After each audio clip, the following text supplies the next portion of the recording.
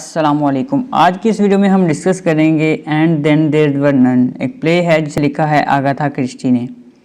सबसे पहले हम राइटर का इंट्रोडक्शन देख लेते हैं। आगाथा क्रिस्टी 15 सितंबर 1890 यानी 1890 में पैदा हुई और 12 जनवरी 1976 में उनकी डेथ हो गई। वो एक इंग्लिश राइटर थी जो कि अपनी डिटेक्टिव नावल और शॉर्ट स्टोरी कलेक्शन की वजह से फेमस हुई। पर्टिकुलरली उनके फिक्शनल डिटेक्टिव नावल्स ज़्यादा मशहूर हुए। उनके नावल्स की तादाद 66 और उन्होंने 14 शॉर्ट स्टोरीज भी लिखी। क्रिस्टी ने world's longest running drama the mousetrap भी लगाया जो कि 1952 से 2020 तक परफॉर्म किया गया। गिनीज वर्ल्ड रिकॉर्ड्स में क्रिस्टी के बेस्ट सेलर फिक्शन राइटर के तौर पर उनके ड्रामा को लिस्ट डाउन किया गया, उनके नॉवेल्स को, उनके फिक्शन शॉर्ट स्टोरी को लिस्ट डाउन किया गया। उनके नॉवेल्स की 2 बिलियन से ज़्यादा कॉपीज बेची जा चुकी हैं। क्रिस्टी एक short story writer, novelist, playwright, poet और मेमोरिस्ट के तौर पर जानी जाती हैं। उन्होंने ज़्यादातर murder, mysteries, detective stories, crime fiction और थ्रिलर जैसे जॉनरास को अपनी राइटिंग्स में यूज़ किया। आगाथा क्रिस्टी के नोटेबल वर्क्स में जो इम्पोर्टेंट वर्क्स हैं वो द सेल हैं। मर्डर ऑन ओरिएंट एक्सप्रेस जिसे लिखा गया 1934 में, the murder of Roger Ackroyd, death on the Nile, partners in crime, the ABC murders 1936, and then there were none 1939, the mousetrap 1952। ये उनके notable works हैं। Agatha Christie की 12 जनवरी 1976 में death हुई और 1976 में इंग्लैंड में ऑक्सफोर्डशायर में उनकी डेथ हो गई। अब हम बढ़ते हैं अपने टास्क की तरफ, अपने वर्क की तरफ जिसको आज हमने डिस्कस करना है। उसका हमने सबसे पहले उसका थोड़ा सा इंट्रो देख लें उनके बारे में कि वो किस एज में पब्लिश हुआ और वो किस चीज़ को प्रेजेंट कर रहा है। And then there were none एक मिस्टीरियस नावल है। जी हाँ, आपने बिल्कुल दुरुस्त सुना। ये एक नावल है जिसे नावल की फॉर्म में पहले लिखा गया और बाद में इसको इस पे सीरीज़ बनाई गई और इसे ड्रामा में कन्वर्ट किया गया, लेकिन स्टार्टिंग में ये एक नावल था। And then there were none एक मिस्टीरियस नावल है जिसे आगाथा क्रिस्टी ने लिखा।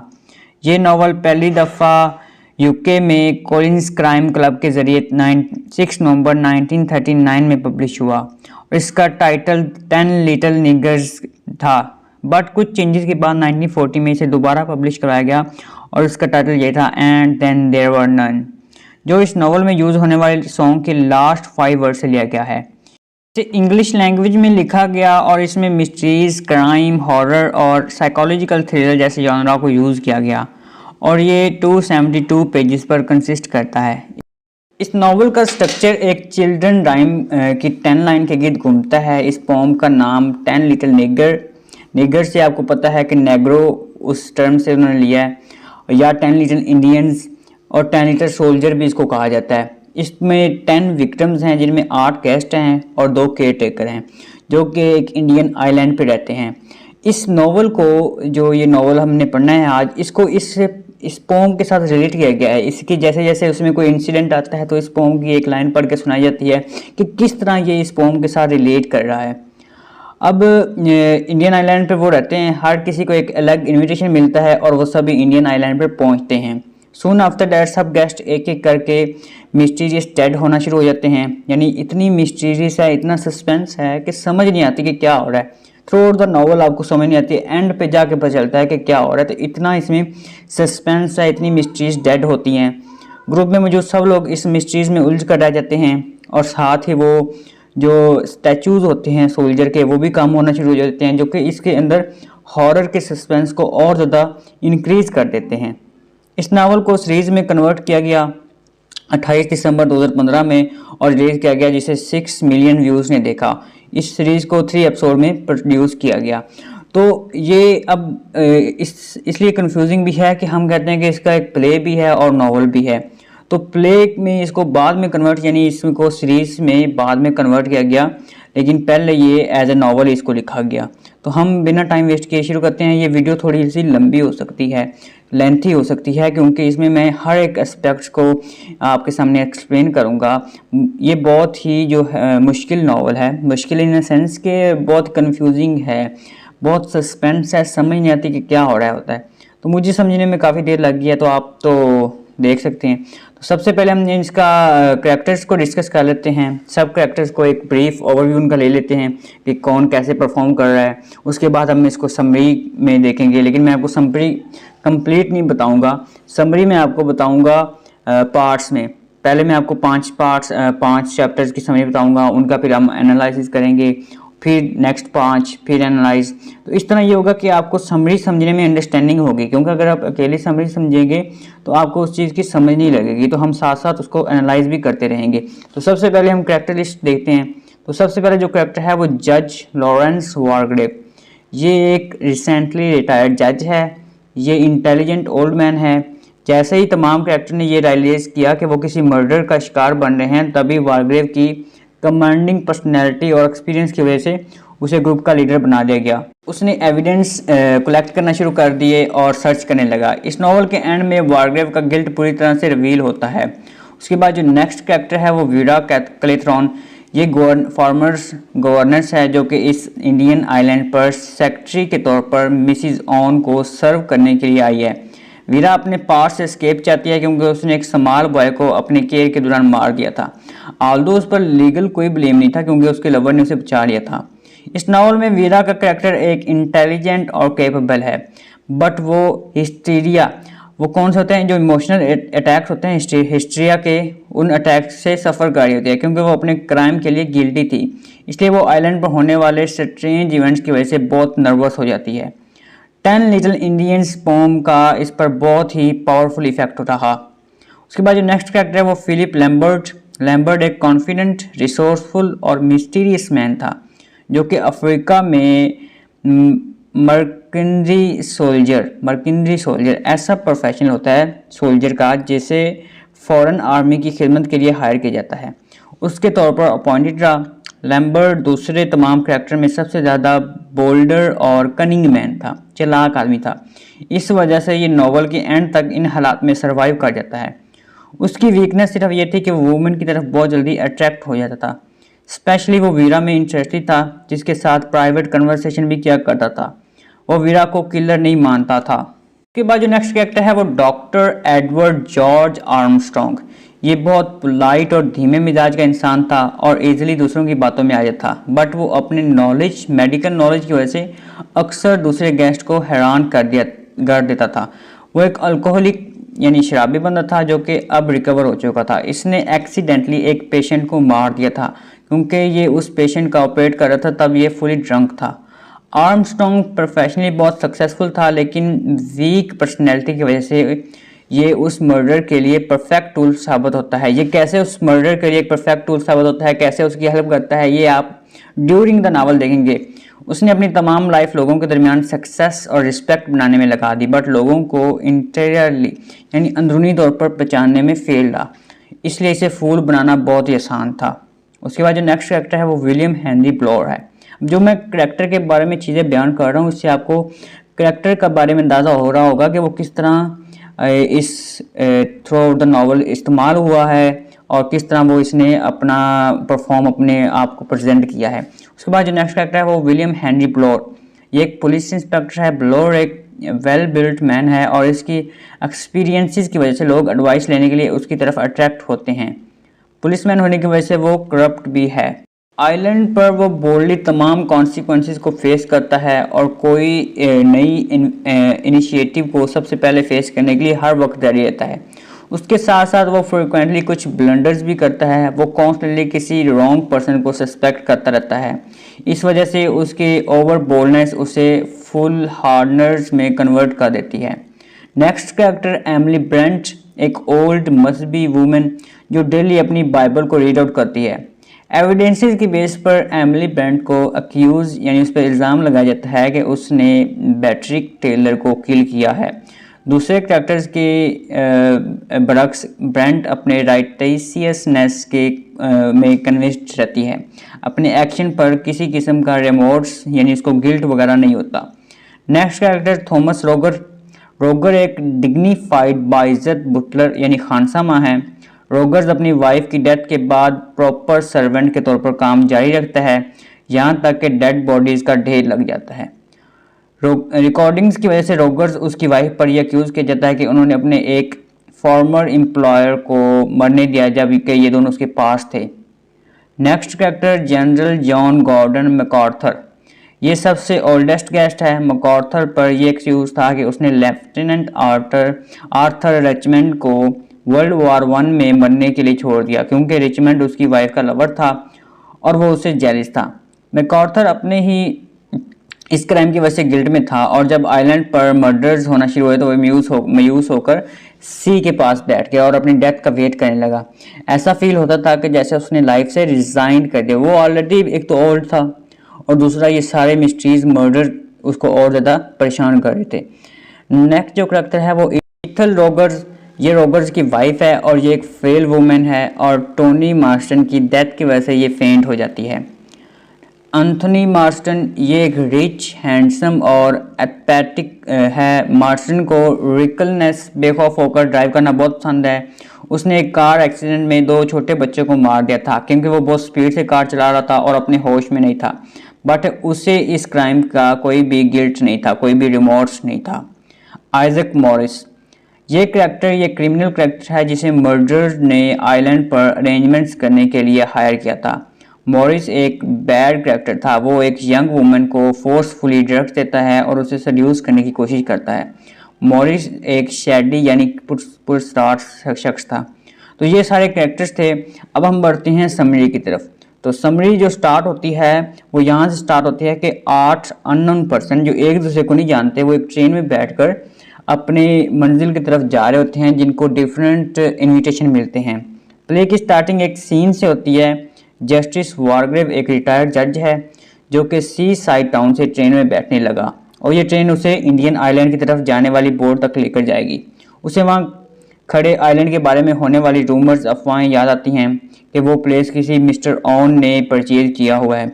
कुछ लोग ये कहते हैं कि वो आइलैंड किसी फिल्म स्टार या रॉयल फैमिली के मेंबर का है। तभी वो अपने पॉकेट से इनविटेशन लेटर निकालता है, उसे रीड करता है, जिस पर उसे के एक पुराने फ्रेंड कॉन्स्टेंस क्लिमिंगटन उसके साइन नजर आते हैं और इस फ्रेंड से वो पिछले 8 साल से नहीं मिला होता। इस ट्रेन में वीरा क्लेथरॉन भी मौजूद होती है। उसे मिस्टर ऑन के सेक्रेटरी के तौर पर हायर किया जाता है और उसे भी इनविटेशन लेटर रिसीव होता है। अपने इस जॉब के दौरान किसी स्मॉल बॉय की डेथ के बाद वीरा बहुत खुश होती है कि उसे इस टाइप की जॉब मिली है, लेकिन उस पर लगाए जाने वाले सारे एक्यूज़ को क्लियर कर दिया जाता है। वहाँ एक और आदमी जिसका नाम फिलिप लैम्बर्ट है वो भी मौजूद होता है। वो वीरा की तरफ अट्रैक्ट होता नजर आता है। उसे भी एक मिस्टीरियस जॉब के लिए इंडियन आइलैंड पर अपॉइंट किया जाता है। वो अपने एम्प्लॉयर से नहीं मिला, ना उसे उस मिला नहीं होता, लेकिन उसको लेटर के जरिए इनवाइट किया जाता है। कुछ कहते हैं कि आइजक मॉरिस नाम के आदमी ने उसे हायर किया है। लैम्बर्ट भी इन सब के साथ ट्रेन में सफ़र कर रहा है। इस ट्रेन के किसी दूसरे पार्ट में एमिली ब्रेंट नाम की एक लेडी बैठी है जो कि एक रिलीजियस वूमेन है जो कि अपने ज़्यादातर वक्त बाइबल पढ़ने में गुजारती है। उसे आइलैंड पर कुछ वक्त गुजारने के लिए किसी तरफ से इनविटेशन मसूल होता है और उस अननोन का ये दावा कि उसने ब्रेंट के साथ एक दफ़ा गेस्ट हाउस शेयर किया था। इवन कि इमली जो है उसको इस बारे में पता नहीं था, लेकिन फिर भी वो जाने के लिए ट्रेन में बैठी हुई होती है। वहाँ पर जनरल मैकार्थर भी मौजूद होते हैं। इसे भी अपने किसी ओल्ड फ्रेंड की तरफ से वो इन्वाइट किया गया था। इस इन्विटेशन में वो बहुत खुश नजर आता है। एक डॉक्टर आर्मस्ट्रॉन्ग उसको भी आइलैंड की तरफ से इनविटेशन मिला होता है कि उसने वहाँ पर मिसिज ऑर्बन की कंडीशन को देखने के लिए उस आइलैंड पर बुलाया जाता है जो कि बीमार हैं। डॉक्टर आर्मस्ट्रॉन्ग एक तजर्बा का डॉक्टर हैं। एक यंग हैंडसम लड़का टोनी मॉरिस भी आइलैंड की तरफ जा रहा होता है। एक और करैक्टर वो भी वहाँ पे जा रहे होते हैं। उसका नाम क्या होता है? प्लोर, मिस्टर प्लोर, जो कि डिटेक्टिव हैं। वो किसी दूसरी ट्रेन के थ्रू वहाँ जा रहे होते हैं, ना कि उसमें जिसमें बाकी सब बैठे होते हैं। इसके पास तमाम गेस्ट की लिस्ट होती है। इस ट्रेन में कंपनी के लिए एक ओल्ड मैन भी मौजूद होता है। वो इसे वार्न कर रहा है कि कोई स्टॉर्म आने वाला है। उसके बाद यहाँ पे चैप्टर 1 ख़त्म होता है। चैप्टर 1 में हमें वो सब की डायरेक्शन वगैरह बता रहे हैं, उनकी अपीयरेंस के बारे में बताते हैं कि 8 अननोन गेस्ट जो हैं वो अपनी मंजिल की तरफ बढ़ रहे होते हैं। चैप्टर 2 में चैप्टर 1 में जैसे हमने देखा तमाम गेस्ट को डिफरेंट रिसोर्स से इन्विटेशन वगैरह मिलते हैं और वो सब ट्रेन के जरिए उस बोट की तरफ जा रहे होते हैं जो उन्हें एक मिस्टीरियस आइलैंड पे लेकर जाएगी। चैप्टर 2 स्टार्ट होता है कि जब ट्रेन स्टेशन पर पहुंचने के बाद वहां 2 टैक्सीज उनका वेट कर रही होती हैं। वारग्रेव और एमिली एक ही टैक्सी पर बैठ जाते हैं, जबकि लैम्बर्ट और वीरा दूसरी टैक्सी पर बैठकर जनरल मैकार्थर का वेट करने लगते हैं, क्योंकि वो दूसरी ट्रेन के जो कि स्लो होती है उस पर आ रहा होता है। फिर तीनों मिलकर उस टैक्सी के थ्रू वहां पहुंच जाते हैं जहां पहले गेस्ट एमिली और वारग्रेव उनका वेट कर रहे होते हैं। बोर्ड पर बैठने से पहले वो एक और आदमी डेवर से मिलते हैं, तभी वहां टोनी मॉरिस जो कि अपनी कार पर आ रहा होता है वो भी पहुंच जाता है। वहां मौजूद एक और आदमी फ्रेड नारकोट उन सबको फेरीज यानी किश्तियों की तरफ ले जाता है जो इन्हें इंडियन आइलैंड की तरफ लेकर जाएंगी। उस ग्रुप में कोई भी एक दूसरे को नहीं जानते थे। जब तमाम गेस्ट वहां आइलैंड पर पहुंचते हैं तो सबसे पहले वो एक हाउस में जाते हैं।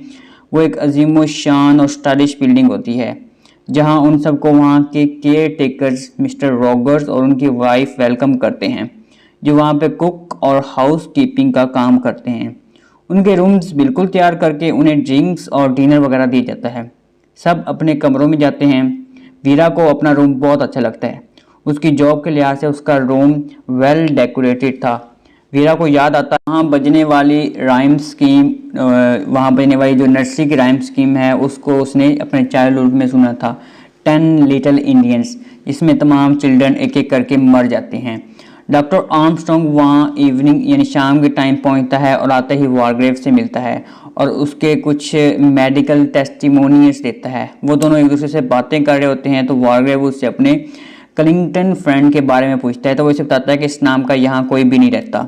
अपस्टेयर का सीन बताते हुए क्रिस्टी एक्सप्लेन करती है कि मार्स्टन बात ले रहा होता है जबकि ब्लोर अपनी टाई बांधते हुए बजने वाले राइम्स 10 लिटिल इंडियंस को नोट करता है। मैकार्थर वहाँ रुकना नहीं चाहता मगर मोटर बोट वहाँ से जा चुकी है। एमिली अपने रूम में बाइबल पढ़ रही होती है और फिर वो सब डिनर करने के लिए नीचे आते हैं। तो यहाँ पे चैप्टर 2 ख़त्म हो जाता है। चैप्टर 3, इस चैप्टर में ऑथर हमें आगे होने वाले इवेंट्स के बारे में बताती है कि तमाम गेस्ट अपना अपना डिनर ख़त्म कर लेते हैं और इतनी और सिचुएशन के बाद इस और सिचुएशन के बावजूद वो जो है वो रिलैक्स होते हैं। जब डिनर ख़त्म हो जाता है तो सब ड्राइंग रूम की तरफ चले जाते हैं। तो वो सब एक डिसएम्बॉडीड और मैकेनिकल साउंड सुनती हैं जो वहीं से आ रही होती है। इस वॉइस के ज़रिए हर एक को मर्डर बनाया जाता है। जो जो इन्होंने क्राइम किए होते हैं उनकी डिटेल्स बताई जाती हैं। लाइक अब ये हो रहा है कि वो एक रूम में हैं और वहाँ पे एक टेप रिकॉर्डर चल रहा है और ये आवाज़ आ रही है जिसमें वो उन सब के जो उन्होंने क्राइम किए होते हैं वो सब उस टेप रिकॉर्डर के जरिए उनको बताए जाते हैं। जो वो 10 के 10 8 होते हैं, 8 गेस्ट होते हैं और 2 वो मिस्टर रॉगर उसकी वाइफ, यानी 10 लोग वो सुन रहे होते हैं और वो उनको उनके मर्डर बनाया जाता है और सब के क्राइम बताए जाते हैं। उनसे पूछा जाता है कि किसी को अपने डिफेंस में कुछ कहना है तो कह सकते हैं। फिर वो आवाज़ साइलेंट हो जाती है। हर कोई इस वक्त शॉक और एंगर की हालत में होता है। मिसिज रॉकर हाउसकीपर इस रूम के बाहर खड़ी होती है और वो फेंट यानी बेहोश हो जाती है। वहाँ मौजूद हर कोई आवाज़ को सर्च करने लग जाता है। इवेंचुअली लैम्बोर को वहाँ एक ओल्ड फैशन्ड प्लेयर रिकॉर्डर मिलता है। मिस्टर रॉगर्स वहाँ आता है और बताता है कि उसने अपने एम्प्लॉयर यानी अपनी मालिक के कहने पर साउंड रिकॉर्डर को ऑन किया था, लेकिन वो इस बारे में नहीं जानता कि इसमें क्या है जो इस वक्त इस प्ले हुआ है। और जो उसने प्ले किया था उसको लगा था कि वो एक स्वान सॉन्ग है जिसका टाइटल क्या था, स्वान सॉन्ग, लेकिन इसके अंदर क्या चला इसके बारे में उसको कुछ नहीं पता था। मिसिज रॉकर ठीक हो जाती है। उसका हस्बैंड और डॉक्टर आर्मस्ट्रॉन्ग उसे बेड तक जाने में हेल्प करते हैं। तमाम लोग अपने अपने ड्रिंक्स डालते हैं। मिस्टर रॉगर उनको बताता है कि मेरी वाइफ कभी भी हमारे एम्प्लॉयर से नहीं मिली। वो बताता है कि इन्हें किसी एजेंसी के ज़रिए यहाँ हायर किया गया है और उन्हें मेल के थ्रू इंस्ट्रक्शन दी जाती है। उसके बाद हर कोई अपने इन्विटेशन को एक्सप्लेनेशन देने लगता है। फिर वो सब आइलैंड पर बुलाने जाने पर गौर करने लगते हैं। उन सबको मिस्टर ऑन ने ही बुलाया था। अब मिस्टर ऑन कौन था जिसके बारे में अफवाह है कि वो आइलैंड का ओनर था। वारग्रेव सबको बताता है कि रिकॉर्डेड मैसेज में सबका जिक्र है लेकिन मिस्टर डेविस का जिक्र नहीं है। ब्लोर उसके बाद अपना रियल नेम सबके सामने रिवील करता है और बताता है कि वो एक प्राइवेट डिटेक्टिव है और उसे यहाँ मिस्टर ऑन के ज्वेलरी को प्रोटेक्ट करने के लिए हायर किया जाता है। वारग्रेव एक जज होने की वजह से सबको गौर दिलाता है कि अनओन का लफ्ज़ अननाउन की तरफ साउंड करता है। तो यहाँ पे चैप्टर 3 ख़त्म हो जाता है और चैप्टर 4 अब आगे चल के सबका फोकस जो है वो रिकॉर्डिंग में सुनी जाने वाली वॉइस की तरफ होता है और तमाम गेस्ट खुद को डिफेंड करने लग जाते हैं।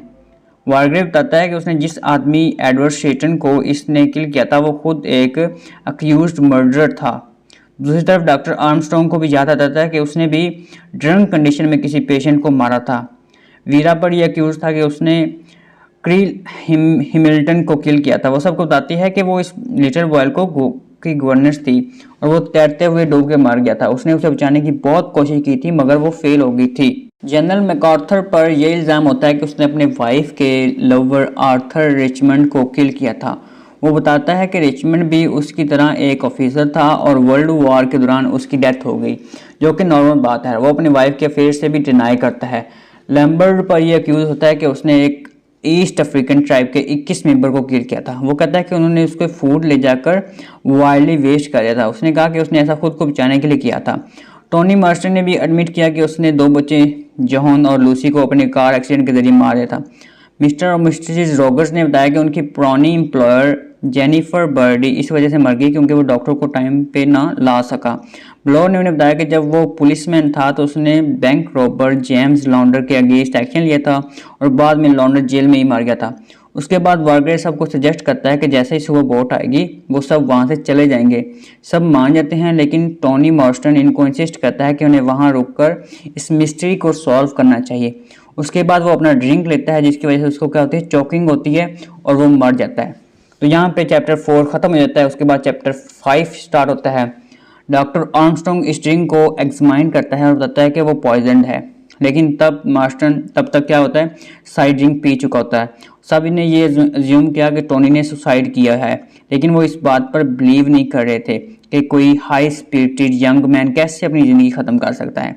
मार्स्टन की बॉडी को इसके बेडरूम में एक शीट के नीचे रख दिया जाता है। कुछ देर बाद तमाम लोग अपने रूम्स में आकर आराम करने के लिए चले जाते हैं, सिवाय मिस्टर रॉगर के जो वहाँ सफाई कर रहे होते हैं। कमरों में जाकर हर एक अपने अपने रूम के दरवाजे बंद कर लेता है। वो घर जो बहुत मॉडर्न स्टाइलिश था, कुछ देर बाद वो घर क्या होता है, हॉरिफाइंग और टेरिफाइंग लगने लग जाता है। जैसे ही वारग्रेव अपने बेड पर जाने लगा तो उसे एडवर्ड स्टेटन उसकी याद आई, वही इंसान जिसको इसने कत्ल किया था। वो इन्हीं ख्यालों में गुम था कि नीचे सफाई करते हुए रॉगर्स ये नोटिस करता है कि 10 इंडियन लिटिल इंडियंस के स्टैचूज टेबल पर बैठे हुए हैं, लेकिन अब वहाँ सिर्फ 9 थे। अब ये स्टैचूज जो हैं वो उनके जो अलाइव मैन हैं उनके साथ रिलेट कर रहे हैं। जैसे जैसे एक एक मरता जाएगा तो स्टैचूज भी कम होते जाएंगे, लेकिन अब वहाँ सिर्फ 9 थे, पहले 10 थे। क्योंकि कौन मर गया, एक बंदा मर गया। किसका, कौन मर गया भला, मैंने आपको अभी बताया है कि टोनी मॉरिस, उसकी डेथ हो जाती है और जैसे ही उसकी डेथ होती है तो एक स्टैचू भी गायब हो जाता है। तो ये मिस्टीरियस नॉवल है, इसमें मिस्ट्रीज और हॉरर और सस्पेंस बढ़ता जाता है, जिसके साथ साथ बाकी करैक्टर भी हैं वो हॉरिफाइंग फील करते हैं। अब वहाँ पे सिर्फ 9 कैरेक्टर थे। मैकार्थर को भी वर्ल्ड वार के दौरान रिचमंड जो है को मरने देता है क्योंकि उसकी वाइफ के साथ उसका फेयर था। उसे मैकार्थर ने जानबूझकर उस इम्पॉसिबल मिशन पर भेजा था, जबकि उसको पता था कि वहाँ लाइफ को खतरा है, लेकिन वो जेलसी की वजह से उसने ऐसा किया और उसकी जान चली गई। वीरा भी अपने क्राइम को रिकॉल कर रही होती है, तभी उसको 10 लिटिल इंडियंस पोएम में बोले जाने वाले sentence one choked his little self and then there were 9 इसको सिचुएशन को रिजेंबल करती है जो कि इस वक्त आइलैंड पर होती है। चैप्टर 6 आता है। इस चैप्टर में ऑथर ये बताती है कि डॉक्टर आर्मस्ट्रॉन्ग एक ख्वाब देखता है जहां वो अपने ऑपरेटिंग टेबल पर खड़ा है और उसे रियलाइज होता है कि उसकी वजह से पेशेंट मर गया है।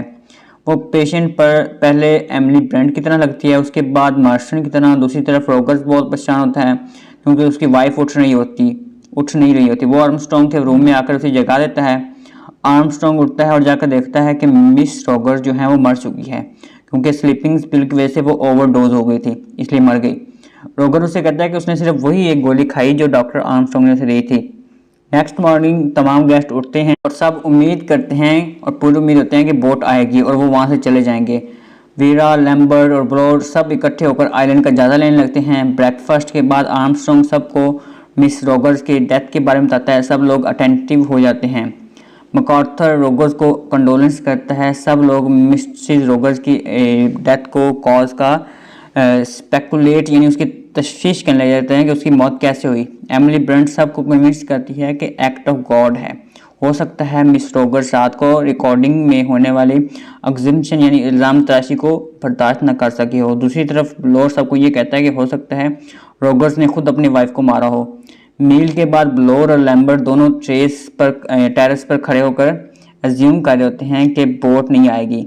तब भी रोगर्स उन सबको बताता है कि टेबल पर सिर्फ 8 इंडियन फिगर्स रह गए हैं, जो कि सबके लिए एक मिस्ट्री कंडीशन थी। तो यहाँ पे चैप्टर 6 खत्म हो जाता है। अब हम एनालिसिस पढ़ते हैं पहले 6 चैप्टरों का, उसके बाद हम बाकी के 6 चैप्टरों की समरी देखेंगे। सबसे पहले हम चैप्टर 1 का एनालिसिस देखते हैं। आगाथा क्रिस्टी इस प्ले को एक शिफ्टिंग पॉइंट ऑफ व्यू के साथ ओपन करती है। वो इंडियन आइलैंड की तरफ जाने वाले हर गेस्ट के थॉट को एक्सप्रेस कर रही है। क्रिस्टी का पहले तमाम कैरेक्टर की थॉट को इस तरह शॉर्टली एक्सप्लेन करने की वजह से मर्डर मिस्टीरियस में एक सस्पेंस कम हो जाता है और रीडर्स को एक सेटिस्फाइड एंडिंग मिलती है और थॉट्स की एक ग्लिम्स थ्रू प्ले हमें देखने को मिलती है कि हर कैरेक्टर क्या सोच रहा है, उसका क्या गिल्ट है, वो क्या इनिशिएटिव लेने वाला है। सिंस जो क्रिस्टी है इस तरीके से हर किसी को इनोसेंट शो करके रीडर्स के सस्पेंस को बढ़ाती है। इन सब में से कोई एक किलर हो सकता है, बट हम श्योरली नहीं कह सकते कि मर्डर कौन है और कौन इनोसेंट है। जिस वक्त किलर का पता चलता है तो बहुत से करैक्टर जिनके लिए स्टार्टिंग में सिंपैथी होती है, उनके लिए बाद में हमें जो है उनके कंडमनेशंस फील होती हैं और पढ़ने वालों के लिए पढ़ने वालों के दरमियान वो अपेयर होती है। तो ये चैप्टर 1 उनकी थॉट्स को और उनकी जो है वो थिंकिंग के बारे में बताता है कि वो हर करैक्टर क्या सोच रहा होता है। चैप्टर 2 का एनालिसिस अगर देखें तो हम तमाम करैक्टर्स को पर्टिकुलर जगह पर पहुंचाने के बाद क्रिस्टी ये कोशिश करते हैं कि हर एक को जितना पॉसिबल हो सके सस्पिशियसली बयान कर ले। वो हर किरदार की थॉट्स को अप्रोच करना चाह रही होती है, जबकि हर कोई थोड़ा बहुत सिनर है। क्रिस्टी ये नहीं चाहती कि रीडर इस मिस्ट्री मर्डर के केस के सॉल्व करें, क्योंकि वो समझती है कि ये एक डिटेक्टिव का काम है। इंस्टेड वो रीडर्स के माइंड के साथ खेलना चाहती है। प्ले के मुख्तलिफ पोटेंशियल मर्डर से भी जो है को वो मुख्तलिफ पोटेंशियल मर्डर से भर देती है ताकि हम केस को अच्छी तरह से सॉल्व ना कर सकें। सेकंड चैप्टर में भी हर कैरेक्टर के थॉट्स को फॉलो किया जाता है। फॉर एग्जांपल डॉक्टर आर्मस्ट्रॉन्ग वहाँ पहुंचकर इस आइलैंड को मैजिकल कंसीडर करते हैं और प्लान बनाने लगते हैं। मे भी कोई मर्डर का प्लान हो। इसी तरह टोनी मॉर्स्टन भी बात के दौरान वायलेंस एक्ट के बारे में सोचता है। मिस्टर ब्लोर जो कि अपनी टाइम बांध रहा होता है, वो भी अपनी जॉब के कॉन्सिक्वेंसेस के बारे में सोच रहा होता है। मैकार्थर ये सोचता है कि वो किस तरह यहाँ से निकल जाएगा, क्योंकि वो कंफर्टेबल फील नहीं कर रहा होता। लैम्बर्ट डिनर के लिए आते हुए किसी बीस्ट का शिकार के बारे में सोच रहा होता है। वो सोचता है कि खूब इंजॉय करेगा। फाइनली एमिली ब्रंट भी अपनी बाइबल पढ़ते हुए किसके बारे में सिंस और पनिशमेंट के बारे में सोच रही होती है। अपनी इन्हीं ग्लिम्स की वजह से तमाम किरदार जो हैं वो डाउटफुल हो जाते हैं, जो कि इस मिस्ट्री को मज़ीद बढ़ा देते हैं और इसे सॉल्व करना भी उनके लिए बहुत ज़्यादा डिफ़िकल्ट हो जाता है। बट इस मिस्ट्री को अनकवर करना सेटिस्फाइड हो जाता है। तो ये चैप्टर 2 का एनालिसिस हमने किया कि वो किस तरह उनकी जो थॉट्स हैं और वो किस बारे में सोच रहे थे ड्यूरिंग वर्क। चैप्टर 3 और 4 का एनालिसिस करें तो इस आइलैंड पर होने वाले जो पार्टी है उसकी स्लेट अब पार्शली रिवील हो रही होती है। रिकॉर्डेड वॉइस की वजह से क्रिस्टी हमें अपने करैक्टर्स के शैडी पार्ट यानी मशकूक माजी के बारे में बताती है कि अब उनका कोई सीक्रेट नहीं रहा। हर किसी ने अपनी ज़िंदगी में किसी न किसी तरह मर्डर किया होता है। हमें उनके जो चैप्टर्स में ये भी पता चलता है कि उनका जो होस्ट है, चाहे वो मर्द है या औरत, बहुत होशियार और डार्क सेंस रखने वाला इंसान है, जिसे ट्रिक्स और गेम्स खेलने में मज़ा आता है। और वो रिकॉर्डिंग वॉइस का टाइटल स्वान सॉन्ग ऐसा स्वीट सॉन्ग होता है जो कि मरने वाली स्वान्स को सुनाया जाता है। उसका तल्लक भी मर्डर मिस्ट्री से है। ये तमाम गेस्ट भी स्वान सॉन्ग स्वान डाइंग भी हैं, जिसको स्वान सॉन्ग के टाइटल से रिकॉर्डिंग सुनाई जाती है। दूसरी तरफ होस्ट का इस गेम में सबसे जो फेवरेट वर्ड गेम है द 10 लिटिल इंडियंस, वो पोम है।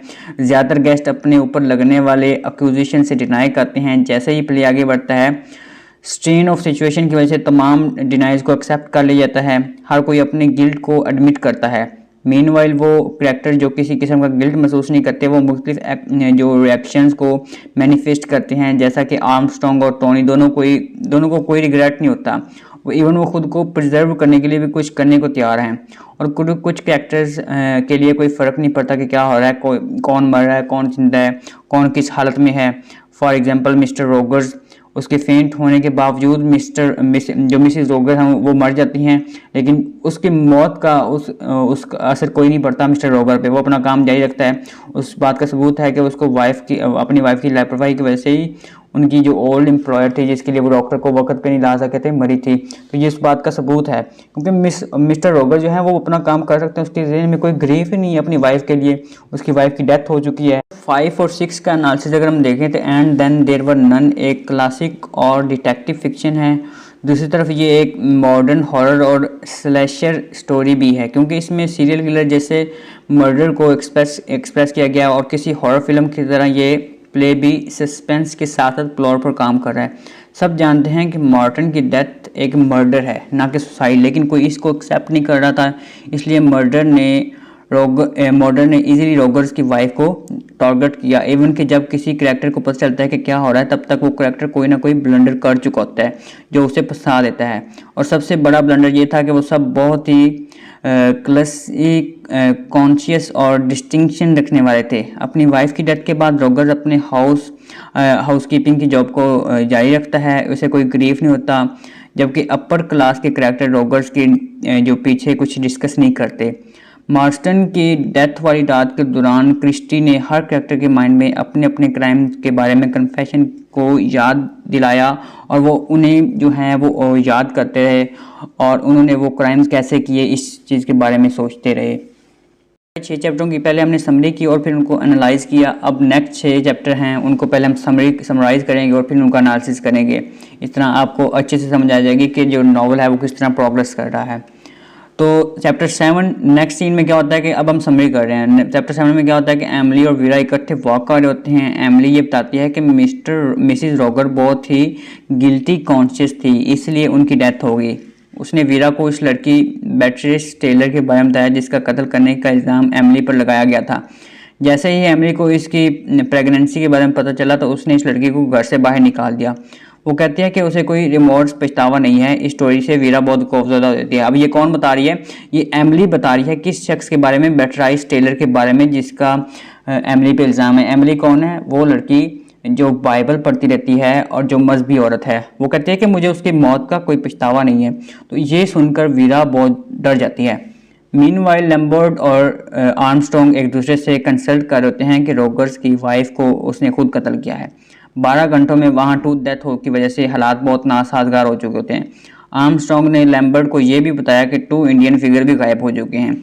फिर उन्होंने ये सोचा कि हो सकता है कि उनके होस्ट ने ये दोनों मर्डर किए हों और अब आइलैंड में छुपा हो कहीं पे भी। तो यहाँ पे चैप्टर 7 खत्म हो जाता है। उसके बाद चैप्टर 8 कंटिन्यू होता है। अब आर्मस्ट्रॉन्ग और लैम्बर्ट को ब्लोर भी ज्वाइन करता है और वो आइलैंड ज़्यादा रॉक से बना होता है। तभी इन लोगों को पता चलता है कि लैम्बर्ट के पास रिवॉल्वर है, जिसकी वजह से वो हैरान हो जाते हैं। तभी उनको मैकआर्थर मिलता है जो वहाँ पे रॉक्स के दरमियान सी पोर्ट पे बैठा होता है। उन्हें वहाँ से जाने को कहता है। लैम्बर्ट नोट करता है कि स्टॉर्म आने वाला है, जो उन्हें आइसोलेट कर देता है और उन्हें आइसोलेट कर देगा। मैकआर्थर खुद को ख़त्म करना चाह रहा होता है। वहाँ वीरा भी आती है और उसे समझाने की कोशिश करती है, लेकिन वो कंटिन्यूसली अपनी डेड वाइफ का नाम ले रहा होता है। सब समझते हैं कि वो पागल हो चुका है।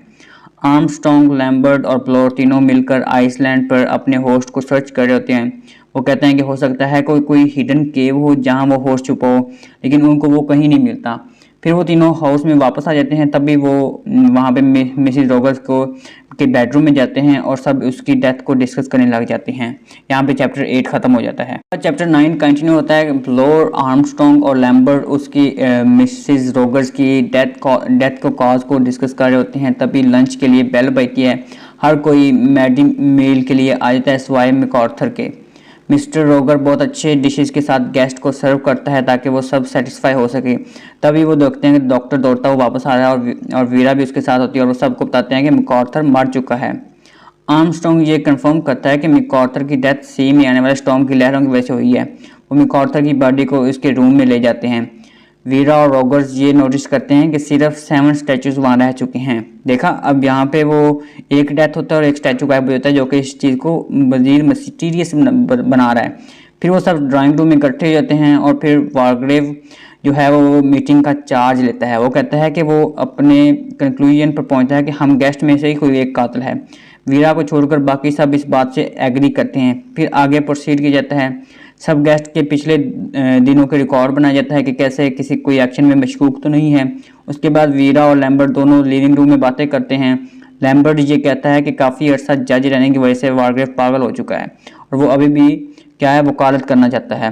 वीरा कहती है कि उसे आर्मस्ट्रॉन्ग बहुत मशकूक यानी सस्पेक्टेड लगता है क्योंकि दोनों अमवात पॉइजन की वजह से हुई हैं, जो एक डॉक्टर अच्छे से जानता है। वो कहते हैं कि उसने मकार्थर को मारा होगा जब वो इसे लंच के लिए बुलाने गया होगा। दूसरी तरफ रॉगर भी ब्लोर से पूछता है कि उसे किसी पर शक तो नहीं है। वो कहता है हो सकता है वो भी किसी पर शक करता हो लेकिन वो बताता नहीं। दूसरी तरफ वारग्रेव और आर्मस्ट्रॉन्ग भी बातें कर रहे होते हैं। आर्मस्ट्रॉन्ग अपनी परेशानी बताता है और कहता है कि उसे लगता है कि इन सबको कत्ल कर दिया जाएगा। और एमिली अपने रूम में बैठी हुई है, अपनी डायरी में कुछ लिख रही है। वो खौफजदा है, कांपते हुए हैंड के साथ वो लिख रही है कि बेटाइस टेलर। अब बेटाइस टेलर कौन है? वो लड़की जिसका एमिली ने कत्ल किया था। बेटाइस टेलर ने ही सारे मर्डर किए हैं। उसे लगता है कि वो रिवेंज लेने के लिए ऐसा कर रही है, हालांकि ये उसका क्या था, एक ख्याल था। लेटर आफ्टरनून हर कोई दोबारा से ड्राइंग रूम में जमा होते हैं। टी टाइम की वजह से हो सकता है वो लोग कुछ रिलैक्स हो सकें, इसलिए जो है रॉगर जो है वो उनके लिए टी लेके आता है। तभी रॉगर जाकर उन्हें बताता है कि बाथरूम का सिल्क कर्टन जो है वो गायब हो गया है। अब यहाँ पे एक और उनके लिए मिस्ट्री बन जाती है क्योंकि ये उनके लिए मज़ीद हॉरर वाला एलिमेंट है। सब गेस्ट दोबारा से नर्वस हो जाते हैं, इवन कि उनको पता नहीं कि उनको पता है कि जो सर्टन है उसका मिसिंग होने का क्या मतलब है। उनको गेस्ट अपने डिनर करते हैं, वो सब खाने के बाद अपने रूम्स में जाकर दरवाज़ा बंद कर लेते हैं। सिर्फ रॉगर से नीचे रह जाता है। वो सोने से पहले डाइनिंग रूम का दरवाज़ा भी लॉक कर देता है ताकि कोई भी वहाँ से इंडियन फिगर्स जो इंडियन स्टैचूज़ हैं उनको लेकर ना जा सके। तो यहाँ पे चैप्टर 10 जो है वो ख़त्म हो जाता है। उसके बाद चैप्टर 11, लैम्बर्ट पिछली रात लेट सोया था और जल्दी नहीं उठ सका। वो हैरान था कि उसे रॉगर्स ने उठाया क्यों नहीं। वहाँ एमिली के अलावा डाउनस्टेयर पर सब मौजूद थे। ब्लोर वारग्रेव को भी उठाया गया, उन्हें रॉगर्स का कुछ पता नहीं चल रहा था। एमिली अंदर आई, उसने रेनकोट पहना हुआ था। उसने डाइनिंग रूम के पास वीरा को आते देखा। उसने सबको बताया कि एक और स्टैचू गायब है। सब में खौफ की लहर फैल गई। उन्हें जल्द ही वुड्स के पास रॉगर की लाश मिलती है। उन्हें उसके गर्दन के पीछे वुंड नजर आता है। फिर एमिली और वीरा मिलकर ब्रेकफास्ट तैयार करती हैं। ब्लोर लैम्बर्ट को बताता है कि उसे लगता है कि एमिली ने कत्ल किया है। ब्रेकफास्ट के बाद वारग्रेव उन्हें डिस्कशन के लिए आधे घंटे के अंदर बुलाता है। एमिली बहुत अफ्रेड थी, इसलिए वो वहीं टेबल पर ही बैठी रहती है। तभी वहाँ कुछ बीज को विंडो के पास देखते हैं। उसे लगता है कि कोई उसका पीछा कर रहा है। ऐसे लगता है कि उसने ड्रग्स ली हुई है। फिर उसे अपने नेक पर एक हल्का सा प्रिक महसूस होता है। फिर ड्राइंग रूम से निकलकर सब एमिली को डाइनिंग टेबल पर मरा हुआ पाते हैं। उसकी रंगत ब्लू हो गई होती है।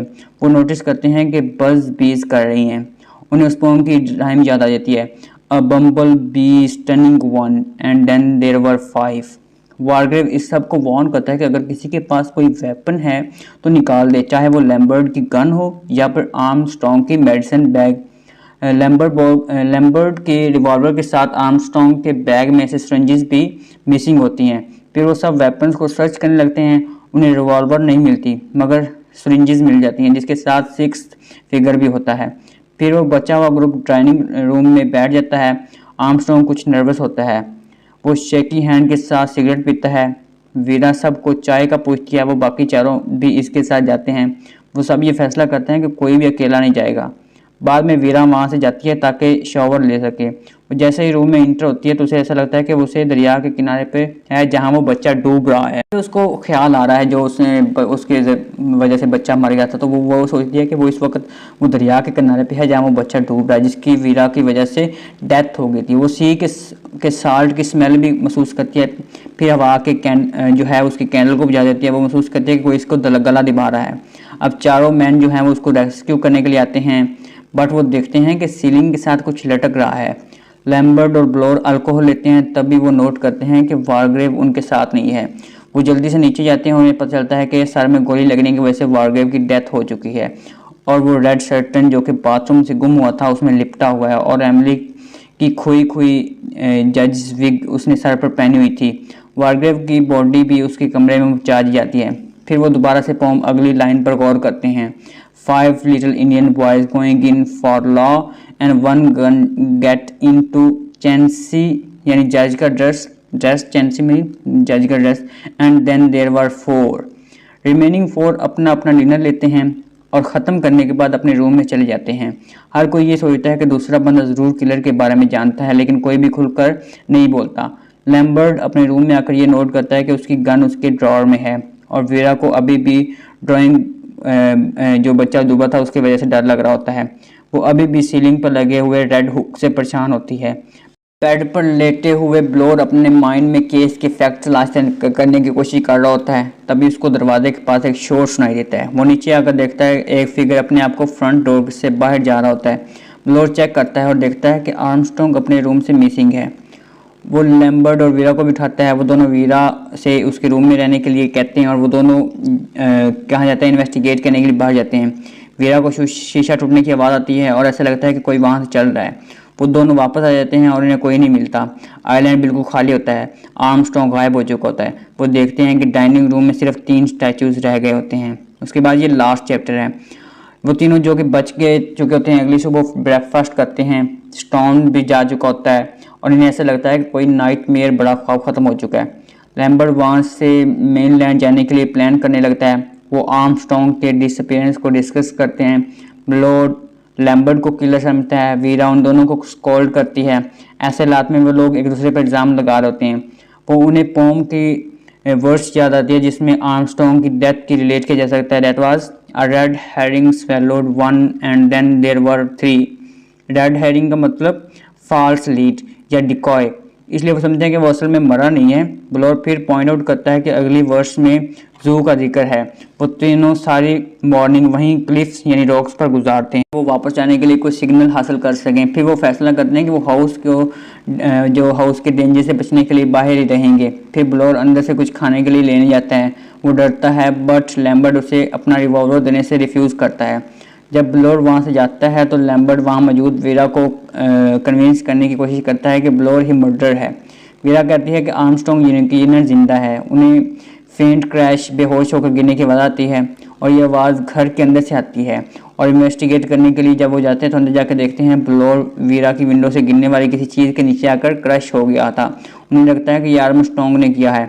फिर क्या होता है कि इन्हें, क्योंकि आर्मस्ट्रॉन्ग मरा नहीं था, गायब हुआ था, तो उन्हें ये लग रहा था कि आर्मस्ट्रॉन्ग ने ये किया है। फिर इन्हें क्लिफ्स के नीचे आर्मस्ट्रॉन्ग की बॉडी मिलती है। वो दोनों आर्मस्ट्रॉन्ग की बॉडी को देख रहे होते हैं। वीरा को लैम्बर्ट से खौफ आ रहा होता है। उसे वो किसी बीस्ट की तरह लगता है। फिर उन दोनों की आपस में बहस होती है और लैम्बर्ट अपनी रिवॉल्वर निकालकर वीरा की तरफ करता है और वीरा उसका ट्रिगर दबा देती है और लैम्बर्ट उस ज़मीन पर गिरता है। उसके हार्ट पर गोली लग जाती है। वीरा बहुत जो है एग्जॉस्टेड फील कर रही होती है। वो घर जाकर कुछ आराम करने का सोचती है। वो देखती है कि वहाँ 3 स्टैचूज पड़े होते हैं। उनमें से 2 को तोड़कर थर्ड वन को उठा लेती है और पोम की लास्ट लाइन की सोचती है, it was he got married and there were none. फिर वो ह्यूगो अपने लवर के बारे में सोचती है। स्टेज के ऊपर जाकर वो रिवॉल्वर को फेंक देती है। उसे यकीन होता है कि ह्यूगो ऊपर उसका इंतज़ार कर रहा होता है। जैसे भी अपने बेडरूम में जाती है उसे फील होता है कि जो ह्यूगो है यानी उसका लवर है वो चाहता है कि हुक को साथ हैंग कर ले। और फिर वो असल लास्ट लाइन याद करती है, he went and hanged himself and then there were none. फिर वो बिना कुछ सोचे समझे उस हुक के साथ लटक कर चेयर हटा देती है और सुसाइड कर लेती है। यहाँ पर उसकी डेथ हो जाती है और साथ ही ये नावल ख़त्म हो जाता है। में इस मिस्ट्रीज़ को सॉल्व करना था तो एंड पे जब एक पुलिस पार्टी सर्च करती है तो उनको एक नोट मिलता है जिसमें जो मर्डर है उसने किस तरह ये प्लान किया था और ये मर्डर कौन था इसके बारे में हम बात करेंगे। लेकिन उससे पहले हम ये जो 6 चैप्टर के एंड में हमने समरी पढ़ी है इसका एनालिसिस कर लेते हैं। उसके बाद इस चीज़ को डिस्कस करेंगे। एनालिसिस पे ही आपको पता चल जाएगा कि मर्डर कौन था। तो हम सबसे पहले चैप्टर 7, इस चैप्टर में हमें एमिली का अपना चैप्टर 7 और 8 का एनालिसिस करते हैं। इस चैप्टर में हमें एमिली के अपने क्राइम के बारे में होनेस्ट कन्फेशन देखने को मिलता है। वो अपने की जाने मर्डर्स की वजह से बहुत कम गिल्टी महसूस कर रही है क्योंकि एमिली किसी डेथ के डायरेक्ट वजह नहीं बनी। क्रिस्टी ने एमिली को सबसे ज़्यादा अनसिम्पैथेटिक कैरेक्टर के तौर पर शो किया है, जबकि तमाम किरदारों को उसके एक्ट में ये रियलाइज हो चुका था वो सब ही डेंजर में हैं और हालात ज़्यादा से ज़्यादा वर्स होने वाले हैं। तीनों यंग मैन मिलकर इस मिस्ट्री को सॉल्व करने की कोशिश करते हैं। आर्मस्ट्रॉन्ग और लैम्बर्ट वहाँ होने वाली डेथ, पॉम और मिसिंग फिगर्स को कनेक्ट कर रहे होते हैं। तभी वो आइलैंड की सर्च करने का फैसला करते हैं। वो नोट करते हैं कि मर्डर ने सबसे पहले वीक और लो कैरेक्टर को अपने टारगेट पर रखा, फिर उसके बाद मिसिज रॉगर्स, इन्होंने ये अंदाज़ा लगाया कि स्ट्रॉन्गेस्ट करैक्टर अपने आप को बचा नहीं सकते, कोई भी करैक्टर अपने आप को नहीं बचा सकता, चाहे वो वीक हो या स्ट्रॉन्ग हो। चैप्टर 9 का एनालिसिस करें और चैप्टर 10 का, तो स्टॉर्म की वजह से मैकार्थर की डेथ इंडियन आइलैंड की सिचुएशन में इंक्रीजिंग ग्रेविटी को सिंबलाइज करती है। गेस्ट इस बात से डिनाई कर रहे होते हैं कि सिचुएशन बहुत ही टेरिफाइंग है और आइलैंड एक प्रिजन की तरह लग रहा था। इस दौरान वारग्रेव सब गेस्ट को कन्फ्रंट करता है, वो अभी भी यही बात कहता है कि मैं इनमें से कोई भी मर्डर है। आर्मस्ट्रॉन्ग के मुताबिक एविडेंस के जरिए मर्डर को आइडेंटिफाई किया जा सकता है। अब तक ज़्यादातर डिस्कशन और सीन ज़्यादातर ड्राइंग रूम में होते हैं, जबकि किलर अभी तक अननोन है। प्ले के दौरान क्रिस्टी हर कैरेक्टर के वीकनेस को बयान करती है। इस चैप्टर के डिस्कशन में आर्मस्ट्रॉन्ग और लैम्बर्ट के वीकनेस को एक्सप्लेन किया गया है। क्रिस्टी ने हर दिन के सर्कमस्टांसेस को इस तरह एक्सप्लेन किया है कि रीडर को सब कुछ अपने सामने होता महसूस होता है। फर्स्ट नाइट सब गेस्ट ने उम्दा डिनर किया, अब वो कैंड फूड खा रहे हैं और दरवाज़ों को लॉक रखते हैं। सब हालात के बावजूद रॉगर्स अपनी जॉब करता है, क्लीनिंग और सर्विंग का काम रेगुलरली करता है। सिंस उनके दरमियान क्लास डिवीजन है जो उसको क्या रखती है, गेस्ट से अलग रखती है। इस तरह रॉगर्स का करैक्टर कातिल के लिए एक ईजी टारगेट हो जाता है।